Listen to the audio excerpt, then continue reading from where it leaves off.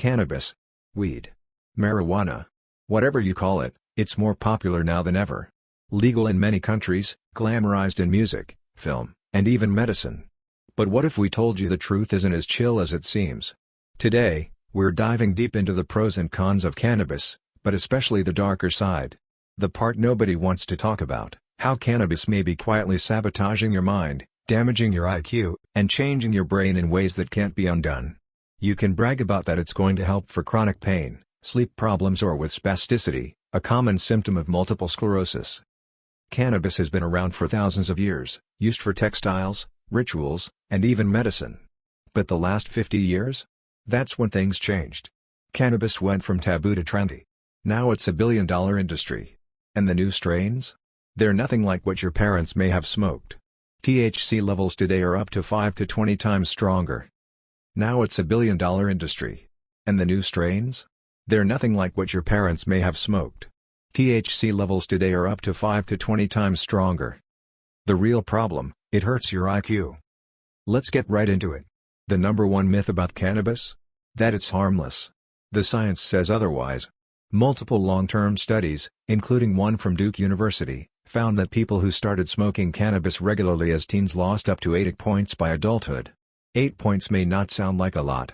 But that's the difference between average intelligence and below average.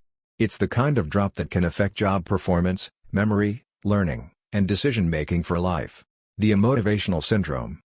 There's a stereotype of the lazy stoner, sleeping till noon, gaming all day, never finishing anything. Turns out, it's not just a joke. Regular cannabis use, especially in teens and young adults, is linked to what's called a motivational syndrome. Symptoms include low ambition, reduced ability to focus, lack of long-term goal setting, emotional flatness. It's not just about being sleepy. It's your brain literally rewiring itself to not care anymore. And the scary part? Most people don't even notice it happening. Yes, cannabis has some medicinal value. It helps some cancer patients with nausea, and may reduce chronic pain in some cases. But let's be honest. Most users aren't sick, they're self-medicating anxiety, boredom, or social awkwardness. But instead of treating the root causes, cannabis just dulls the symptoms. And when it wears off, everything is worse. Cannabis and mental illness. Here's what's even more alarming. Cannabis isn't just hurting IQ and motivation, it's messing with mental health, too. Studies link heavy cannabis use to higher rates of depression, anxiety, paranoia, and even schizophrenia. Especially if you start young, or have a family history of mental illness. Daily users of high-potency cannabis are 4x more likely to develop psychosis, The Lancet Psychiatry, in April 2019. And this isn't rare. Emergency rooms are seeing more cannabis-induced psychosis than ever before. And once that switch flips in your brain, it might not flip back. Cannabis and teen brains.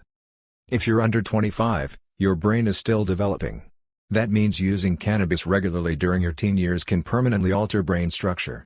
Affected areas: prefrontal cortex, decision-making; hippocampus, memory; amygdala, emotional regulation. You're basically hijacking your future just to feel chilled out today. And trust me, the damage doesn't feel cool 10 years later. One of the biggest cannabis lies? That it's natural so it must be safe. Well, so is poison ivy. So is cyanide. Today's weed isn't grown in some magical forest. It's industrial, chemically treated, and often laced with additives. Just because something's from a plant doesn't mean it's harmless. Let's say you don't lose IQ. You're not depressed. And you don't get psychosis. Does that mean you're safe? No. Because cannabis is still costing you time, energy, drive, clarity, confidence, and opportunities you can't get back. We live in a world that rewards sharp minds, deep focus, and clear goals. Cannabis numbs those things. It keeps you comfortable, not exceptional. For conclusion, I say this. Cannabis may be legal. But that doesn't mean it's harmless. Especially if you're young, ambitious, or already struggling mentally. The risks are real. The science is clear. And the long-term effects could be costing you far more than a few brain cells. You don't have to be anti-weed to admit the truth. Cannabis can quietly wreck your life, and you may not notice until it's too late. If this video made you think twice, hit like and share it with someone who needs to hear the other side of the story. Drop a comment below. Have you seen cannabis hurt someone's future? Subscribe for more honest content on health, success, and self-mastery.